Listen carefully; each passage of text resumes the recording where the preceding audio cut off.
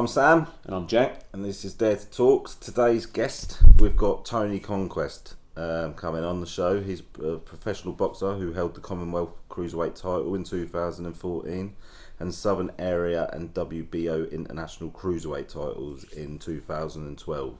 Tony had an eye injury, which is the reason I believe his career come to an end. He's going to come on and talk to us about it and give us his side of the story and that. Do you know much about Tony, Jack? I remember him as a pro, so I've always followed the sport of boxing. It's been a part of my life from like the age of 10, so I've always kind of dipped in and out of the sport and I've always kept an eye on who's who and whatnot. And I'm also aware, I do believe, I'll have to clear this up with Tony, but I'm pretty sure my brother has trained with him before as well. Cool. I'm aware of Tony. I know he's sort of this local sort of southeast. Have you met him before? No, never met him. No, never met him. I've met him. I met him with my mate Gareth late. We went for some breakfast just opposite here, and I met Tony at breakfast, and I've stayed in touch with him ever since. He's an absolute diamond of a bloke. Yeah, really good bloke. And that was what my brother said. To be fair, I told my brother this week I was going to be interviewing Tony, and he said, "Oh mate, he's brilliant. He's a really cool bloke." So. Yeah, that's the impression I get, and he's obviously a champ. Well, he's been a champion. You've got to have a certain type of mentality for that, haven't you? And it'd be interesting to find out the highs and lows of a career like that. Absolutely. I'm excited. I'm excited, mate. I mean, that should be a really good episode for everyone. Yeah, that's good. I think we'll leave that there for that intro. And we'll get him in. He'll be turning up in a minute. Enjoy. Hello, we've got Tony here.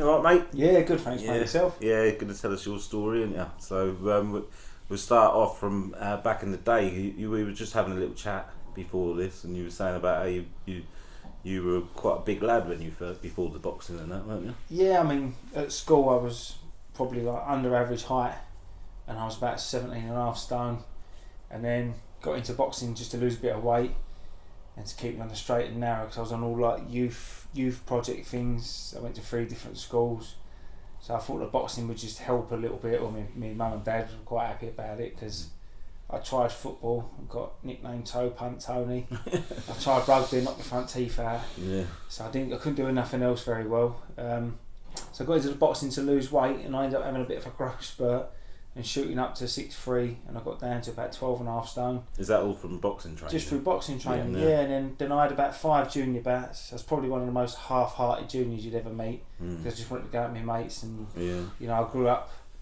walking the streets with my mates, up to no good, drinking, other things obviously.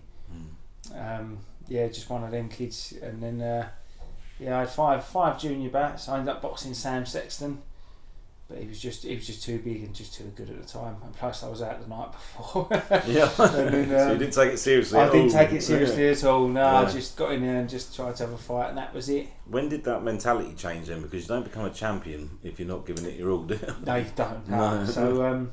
So just before my 18th birthday, I started getting really bad spots and lumps. And then within the space of 2-3 months, I was absolutely covered in what they call like adult acne. I had lumps and bumps everywhere. Yeah. And they told me at the Royal London Hospital I had the worst case of acne I'd ever seen. Really? I had holes in my back you could put 10p pieces in. They put me on this drug called Roaccutane. And then they put me on prednisolone. And I was on 9 of them a day, like the highest dose you could be on. And I went from sort of 12.5, 13 stone to 23 stone nearly. How old were you? That was between 18 and 19. I went up to that high. And then they started reducing me off the steroids. And then by my 21st birthday, or just before my 21st birthday, I was 20, I'd gone all the way back from 23 stone, about 127 kilos, back down to 89 kilos. I ran every day, I dieted, I trained. Did that help with acne, the dieting and the exercise? I think so, yeah. I think I was just very unlucky that it all hit me at once. Yeah. Just because all through school I didn't have a spot, a blemish, nothing. Yeah. Just like I had like baby soft skin. Yeah. And now I've got skin like leather. But yeah, so then I went back to boxing. What were those first couple of runs like when you had all that weight on? You feel really low, really shit. How did you get on with them first couple of runs? To be fair, I've always had pretty good engine. I've been lucky like that. Even at 23 stone, I could run 5-6 miles at a decent pace, decent time. But it was hard on my knees. Yeah. And then as I've got older, I've just paid for that more and more. But no, so I got myself back down.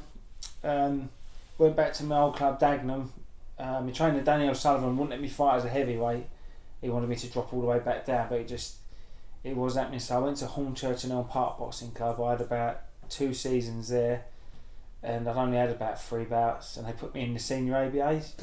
Holy shit. Yeah, and then the first round in the senior ABAs, I boxed a big heavyweight from Ripton called Alyssa Rossa. I'll never forget him. He was 6'6". Oh, man. Muscles on muscles. Yeah. He looked like he'd been carved out of granite. And I think he was like number 2 or 3 in Great Britain in the rankings, and I beat him straight away in the North East Divs. Yeah, so from that moment on, I just thought, you know what, I might not be too bad at this. Yeah, well, that will will do it. That will, yeah. I can remember bouncing up and down, and all my mates were in the front row. My mate Glenn, who had about 60 bouts, Glenn Farrell, I remember looking down at him, and he looked at me, raised his eyebrows, and just went, oh. And I thought, I'm going to get killed here, aren't I? But no, that's when I realised I was quite quick. So yes, I won the North East Divs the first year, and then I won them again the next year. I dropped down to cruiserweight. I won them again the next year, and I won them again. I didn't win them the next year. I lost to a really good lad called Ricky Newlands, again 6'6", massive tall lad. But he was the finalist, very good. And then I won them again the next year. Then I went through to the Londons and won all the Londons. I beat David A's brother James in the London final. Yeah, that was a good scrap. And then, but I had to box twice to win that. He got a straight final, lucky sod. Yeah, it happens sometimes. Luck of the draw. So unfair. Yeah. But now you're not allowed to box twice in a day. Right. They hold it over apparently. Whereas do they not do the Haringey anymore? I don't think so.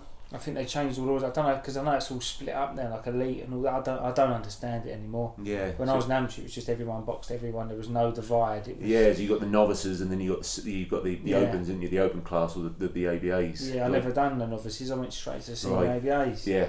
Which I didn't really understand, to be honest, until I was in there, and I was like, oh dear. Yeah, so I had a good amateur career. Got through to the national semi-finals, and I lost to the ABA champion. I think he'd had 26 fights at the time, won all 26, and I lost 13-9 on computer scoring. But just, yeah, it was good. That was a good little bout. His name was Robert James Evans. Under the belt, isn't it? Yeah, it was good. Yeah, it was very good. And then what year was that? That was 2009. Wow, about 3 years before you won your first pro title. Yeah, I turned pro after that. Went with a trainer called Jason Rowland. I went with Jason, former WBU world champion, British champion, and my manager was a bloke called Richard Clark, who I still talk to now. I had like my first career with them. Got the shot at the southern area. Boxed a really good old campaigner called Toxoa. Yeah. And I beat him on points over 10 rounds. I broke my hand in the process. Yeah, you've had a lot of injuries through fights and that. You've had to push through them. What's apart from your eye? We'll get into that. But what was your worst injury? It's got to be fighting with a broken hand, surely. That was painful, but the eye. Once your eye goes, that's like that's scary. Yes, because you lose all perception of distance and timing. Everything just goes out the window. Yeah. But yeah, my hands are probably bad. Knees. My knees, my back, everything suffered. Yeah, everything. I don't think. So if you're looking to get into boxing, do you think you ever went into a fight 100% ever? I'll be honest. The one time I got in the ring 100% and I felt fantastic. I boxed my friend Leon Williams, who was the former British champion. Right.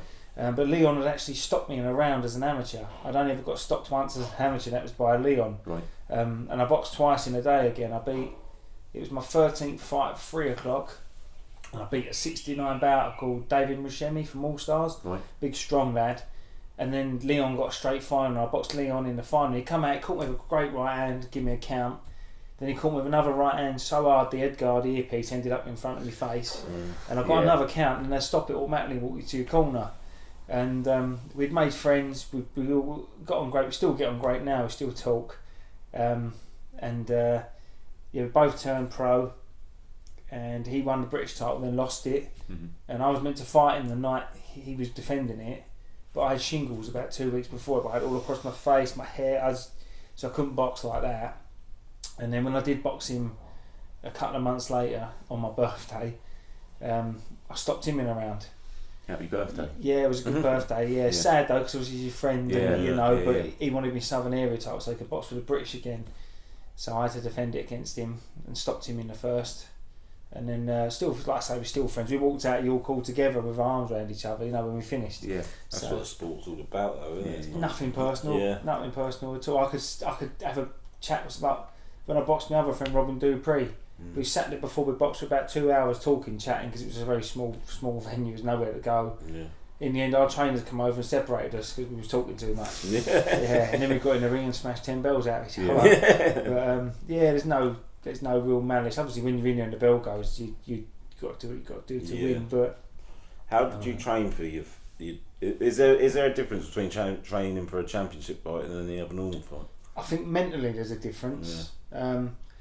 If I knew I was fighting a journeyman, I'd always underperform a bit. I'd still train hard and work hard and give it me all, but there was always that little extra percent that you wouldn't give in the fight because, for one thing, most of them you can't look good against. They're there to survive. Spoilers, spoilers, and I think the worst one I ever boxed was a geezer called Jiri Vasena. Worst nightmare I've ever had. I went running after the fight, I was so frustrated. I went home, got ready and went for a jog after an 8-rounder. But I used to train incredibly hard. Like my first trainer, Jason Rowland, used to make me do 16 free sparring.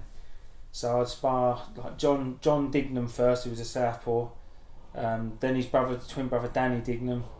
I'd spar Big John McDermott who boxed Tyson Fury. So like this would be like 2-3 rounds each, and they'd just keep me in there, give me like 30-second reps. So I'd do 16 frees, but I was always really fit. I always kept myself fit. I lived on a very balanced diet.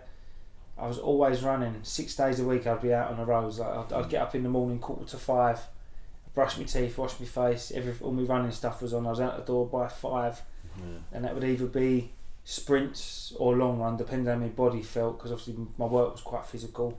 Digging holes all day and pushing gas pipes up and down was difficult. But championship fights, I think my mentality was different. Did you always know you were going to win one? Did you have that mindset? I always went in there just thinking to myself, I'm going to do everything I can to win this. I want this, and and that was my mentality. I didn't really, not macho enough. I didn't really care about the consequences, what happened to me. And I just thought that I'm going to go in, bite down the gumshield and just box as good as I can box. If I had to fight, I had to fight. But I always wanted to win. I think my mentality changed when I became a dad. Because I wanted to get out in one piece. Because you've got other people to think for. I often say that since you have kids. When I was younger, I used to want to do bungee jumps and all sorts. Now I wouldn't even dream of it. Now I've got kids. I think it brings out a fear of its own in you, doesn't it? Well, it's not about you anymore, is it? You've got bills to pay. You've got school uniforms to buy. You've got days out where you can't have them missing out. So my mentality changed a bit there. But I did used to train incredibly hard all the time. Like if I boxed on a Friday, you can guarantee you on a Monday I'll be back in the gym. Just the way I was. Just naturally hungry for it. Just lived it. I literally lived it, boxing. I watched it all the time. I read. I still don't stop reading. I still love it. I mean, when I retired with my eye, or was retired with my eye, I found it a bit hard. Like I've only recently gone to a show with my good friend Jordan Warren's just boxed. It's the first show I've been to for a few years because I find it frustrating going and watching but I'm alright now. I'm kind of finally sort of at peace with it. And did it make you want to get back in the ring? Does it? I don't think a day goes by where I don't want to do it. But my mum would kill me. And I don't fancy being blind in my mind. So you what year was it that you got the eye injury, and tell us a bit about how you got it and what happened? So originally I had a WBC international title fight in Italy against a lad called Fabio Turchi. It looks like Turchi but it's pronounced Turkey, Italian kid. I was in great shape for it. Been sparring my mate Dion Juma lots for it, like southpaw sparring, and felt great. I was doing alright in the fight. The plan was to step up late because we'd knocked a lot of people out early. I think he was 16-0 at the time with 12 knockouts, and he'd been Olympic junior silver medalist. So quite a dangerous fight then. Even his jab was hard. He was short and stocky and just very powerful. Everything was hard. Like even his jab, even when he just touched, it was quite hard, like heavy-handed. And about round 6, I went back to the corner, and I'm sure it was round 7 it happened.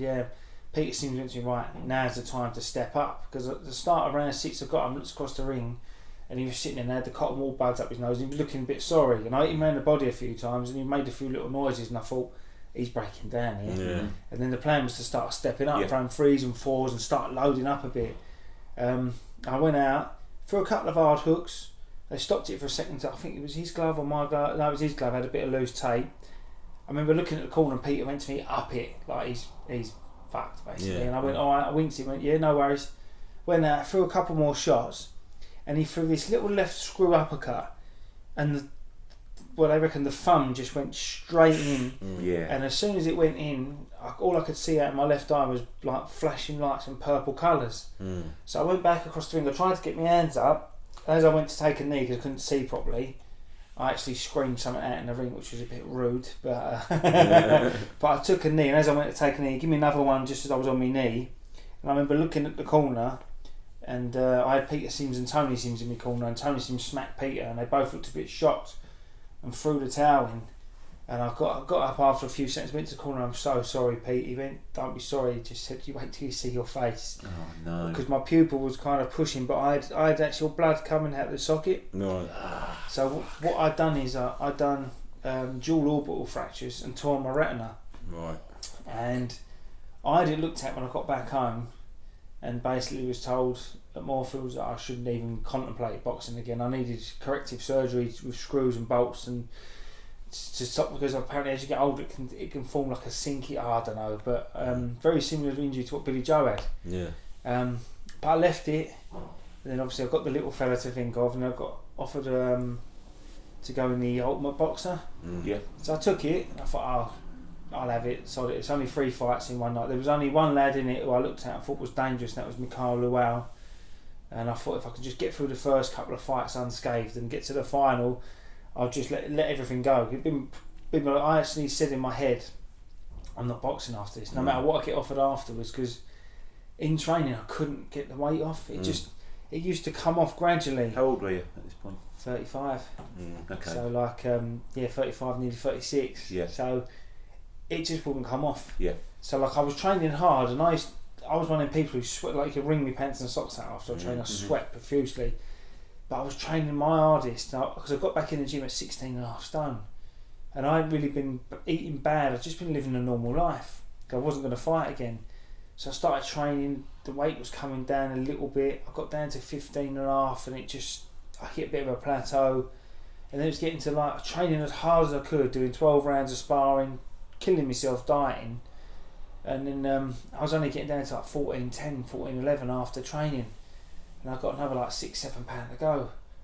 I kept saying to Pete, it's not coming off. It's not coming off. So in the end, I had to end up getting about 11.5, 12 pounds off in about 36 hours. It just wasn't. So I had to just completely cut everything out. And I'd done a 7-mile run, long johns, 3 t-shirts, boiler suit, woolly hat, snood, gloves, football socks, and it wasn't even cold weather. Yeah. I'd done that twice. I had about 2 or 3 boiling hot baths. I went to the You did the sauna things. That's legal now, I think, isn't it? I don't know, but I just So I done all this, and I got down to about 14.5 and a bit. And I thought I didn't eat for about 2.5, 3 days. You're completely dry. I thought I was going to die. I actually thought I was going to die. Really? I felt that bad. Yeah. You're putting your body under loads of stress, though, aren't you? It's stupid. Weight cut is mental. The whole process and what people go through, and it's ridiculous. As well publicised now. You can just Google bad weight cuts and see look at how Terence Crawford. Lightweight. Horrendous. You see how people walk onto them scales and the hell they put themselves through. It's ridiculous. Well, I turned up at the station. All my lip had split where I was so dried out. And I remember Peter Sims looking at me going, "You look terrible." I went, "Thanks, Pete." I was on the train. And I was sort of half hallucinating on the train. He went to me, "Are you alright?" I said, "You don't know what's going on, do you?" I went, "Not really, mate, no." I was just gone. And I went to the toilet, it was like honey coming at me because all my kidneys were packing up. And I ruined myself. But about a week before the fight, my knee went in sparring and my shoulder went. Just because my body was breaking down. So my last sparring session, I looked like David A against Tony Bellew. I looked awful. My leg was dry. I couldn't bounce. Nothing. I had nothing in me. And I remember just thinking, if I don't just get through this, I'm never fighting again. This because I didn't go up to heavyweight at 35, 36. to get knocked out by some young upcoming kid. Yeah. So I got in there for the first fight. Young lad called Russian Erlington. Nice lad, really nice kid. Come out throwing a few bombs. I thought I'd start picking him. Once he starts getting a bit more wild, I start picking and just nick the rounds. Just get through the first one as easy as I could. And then he threw like a double jab with a right. And as soon as it hit me in the eye, it was like I'd been transported back to Italy. Yeah. All I got was flashing lights and colours. And then I ended up having one brown eye, one black eye. Yeah. And then obviously I detached my retina. And then that must have been painful and added worry as well, because you think, oh, am I going to go blind here? Well, I couldn't see for a while, and I was thinking, I can't drive here, I'm going to lose my job, you know. Yeah, it was a bit panicky, and then it's not too bad now. But yeah, such a shame how it ended. But boxing is not a fairy tale, is it? It's brutal, isn't it? Yeah, So, in a way it might be a blessing as well. You coming to the end. It'd have been a lot worse if it was at the beginning of your career, before you got to achieve the things you did achieve, and you've had a great career. It was good. I enjoyed it. I had some good fights and stuff. I never shied away from no one. I was watching on YouTube last night. You're quick as fuck. Had fast hands. Yeah. But I think the only regret I ever have is boxers need saving from themselves. Like when I defended my Commonwealth, I picked Overall Mackenzie. Probably the worst person in the world I could have picked. Yeah. And I gave him like 6 to 8 weeks to get ready. That was probably the only real regret I have, where I should have held onto the belt, made a few easy defences, earned a bit more money, and then risked it. You know, it was only a little while before that he had Bellew face down in the first round. So yeah, that was a bit silly. But that's probably like my main regret, I think. Should have had a few easy ones. You've sparred with Anthony Joshua as well, haven't you? Yeah, did a lot of tech sparring with him a few years ago. Yeah. What's he like? Really nice fella. Yeah. Really nice fella. Yeah, he was alright. He was. I quite liked him. He was a nice, just a normal, genuine bloke. Yeah. He was good. But you spark him out. I need a step ladder. I don't realise how big he is. I remember I started sparring him and he hit me with a jab, and it was in my forehead. And I thought, fucking hell, that's hard. Yeah. I thought, wonder what his right hand like. I found out about 10 seconds later. But he weren't a liberty taker. You know, he's not a bully boy. Nothing like that. He was just a genuine. Like, he wanted to box, and I had quite good boxing ability and boxing brain. That's what I always worked on. So he wanted to work on things, so we worked on things, and they wanted someone to get close to his chest and work him inside, so I did a lot of that. That was quite tough. That's it. It's just the way you talk about that. You see it on the TV and you don't actually take into consideration what an art it is and what. To get close to the tournament and fight inside, that's it's quite hard. Yeah. You've got to work double hard to get there. You've got to negate, you've got to get past everything they've got to get there. Then when you get there, you don't want to get tied up. You've got to do your work. Yeah. So that was quite difficult. But I had some good sparring over the years. Really good. I was a paid sparring partner for George Groves. Oh, quality. Yeah, he wouldn't say that if he hit you on the chin. My God, could he punch? Yeah. Jesus Christ, yeah. But that was good. I was unlucky though, because they wanted to take me Big Bear for 4 weeks and Vegas for 2 weeks. Yeah. I couldn't get the time off work. So I was gutted. I know, gutted. But what fight was that for? That was when he boxed Badu Jack. Oh wow! Yeah, brilliant. So it's been great. I think Golovkin was out there at the time, and so that would have been fantastic. Obviously, I'd have come home to no job, and on my pensions and for the gas and all that. I got two different ones, so it would have been like alright. Yeah, but I used to spar James DeGale quite a bit. Yeah, I got to, because I wasn't just a boxer; I was a massive fan. Yeah, I got to spar Andy Lee. Aren't you? Oh, I love it. Yeah, I got to spar like Andy Lee from Ireland as well. Yeah.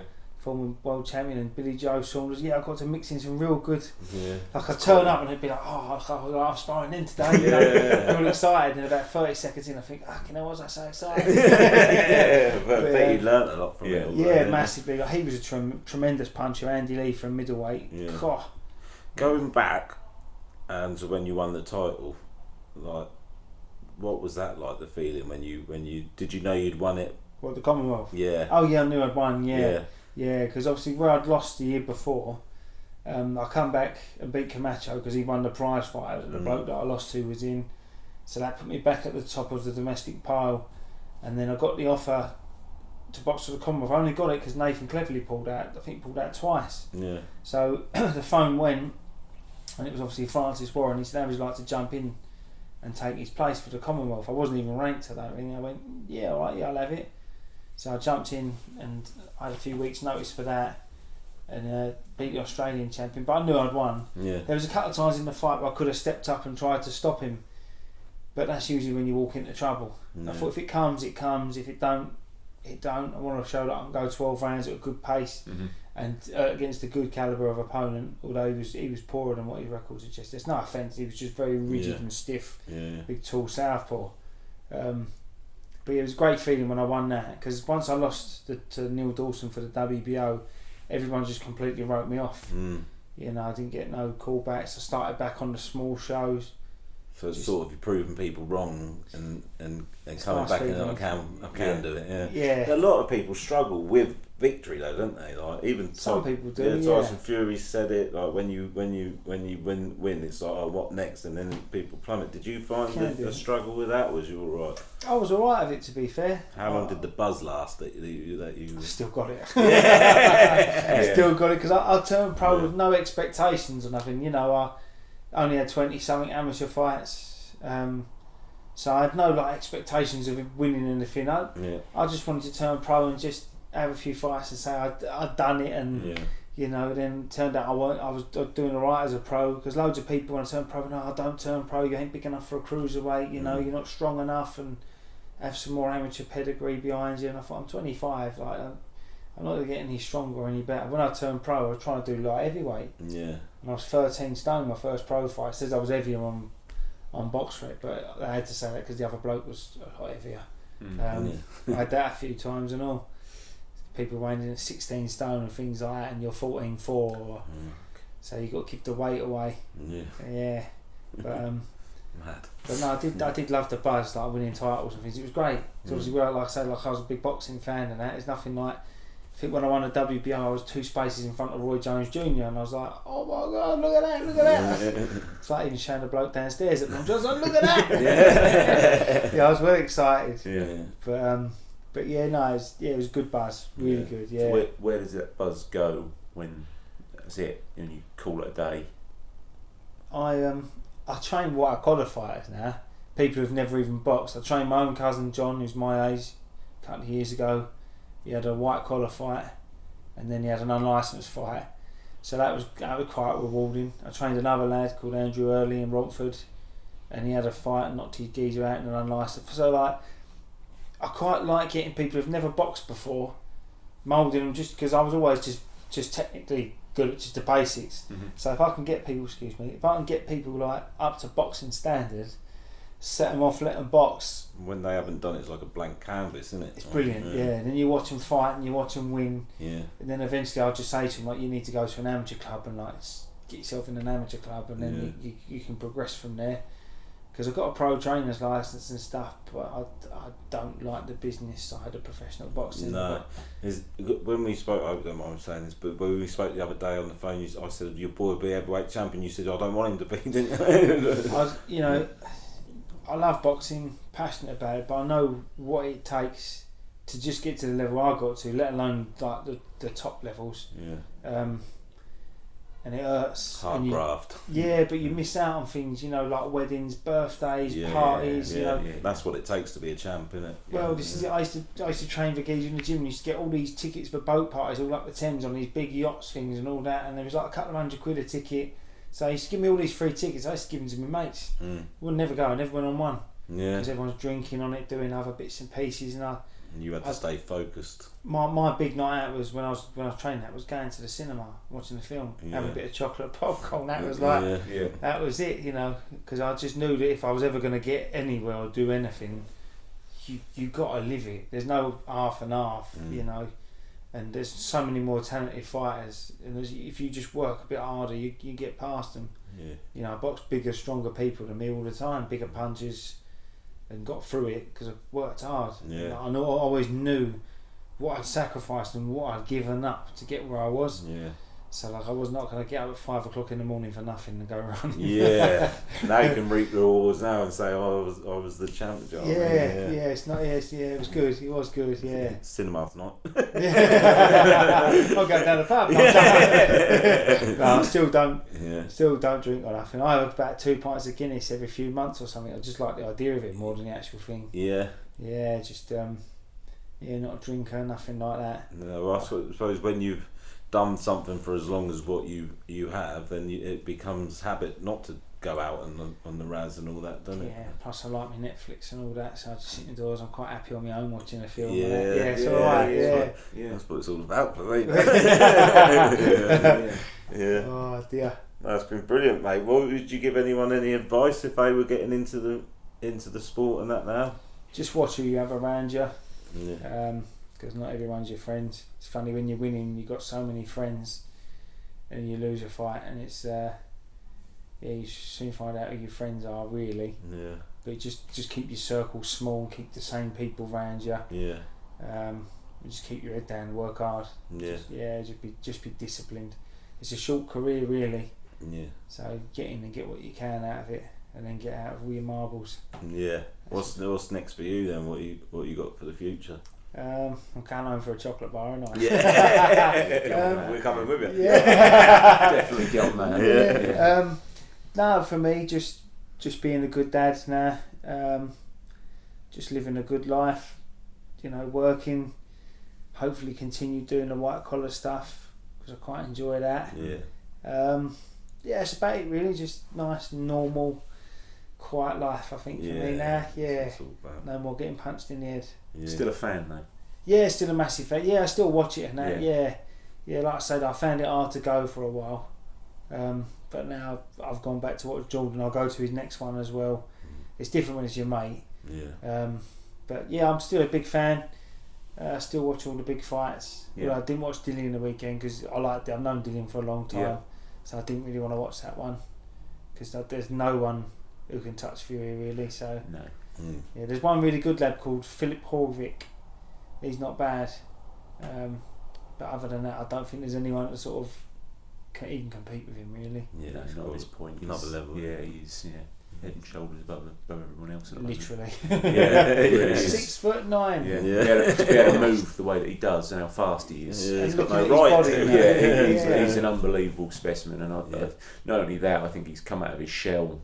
He had a lot of bad press back in the day, and I remember following him from when he was his first few pros that were on Channel 5 and that. Yeah, he was quite, he got bad press, and his traveller background got kind of lambasted and sort of tread on and whatnot. You've got to admire him for what he's been through. And I think where he's at now, especially that show at the weekend fighting Dillian, he's finally come into his own. I think the British public have finally that was like a celebration of like him and how far he's come. And I think I could take him. But we'll never know now. He's aside. That little pause at the end there. You jump on my shoulders and we'll still have to jump. Yeah, train me up. Come on, Tyson, let's have it. When he got that little boy in the ring at the end as well. That was awesome. Yeah, that's really good. Yeah, class act, isn't he? You see the real Tyson, his human side to him. Yeah, he's wicked. He's good stuff. I like him a lot. Come back king, isn't he? Like, massively. He's walking around. Everyone kept putting the picture up of him and Tony Soprano. Do you remember like this? Because he looked like the Soprano. Didn't he? And I was like, bloody hell. Yeah. Look at him. I love the fact this point he's at now where he doesn't need box anymore. He's hit that point now where he can. He says he's done. He can literally do whatever he wants, and that bloke's going to be a success because he's won. He's won the crowd. He's got him on side, and he's a real inspiration for anyone. Do you think he'll retire? If the money's I right, don't but know. then he's not driven by money, really, is he? Not really. No, it's the passion of it. I mean, if he fights Joshua, it'll be the same fight as when he boxed Klitschko. So very similar style, upright, strong. Yeah. It'll just make it easy for himself. He'll just touch and move, and he'll do what he has to do to win. And who else is there for him? There's no, no one else. He's got nothing to prove, has he? No. What he done, those fights he had with Wilder over in the States. I don't think anyone could touch him after he'd done them. No. That was enormous, made millions and millions. And he's got fuck all else to prove now. No, must be hard. This is where you see, I hope he's going to be all right with his demons and stuff. Yeah. But it's got kids and all that, so I think hopefully he'll be all right. Yeah, I think once you hit rock bottom, then like he has, he knows what he's got to do now and he just because he's not boxing doesn't mean he has to stop exercising. Yeah. All right, well, you're a top bloke, mate. Thanks, mate. No, thanks for having me. You had a brilliant career. Thanks for coming on. Thank you. You are a really nice bloke as well, mate. I appreciate it. Great dad. Thanks, as well. cheers, mate. No, thank you.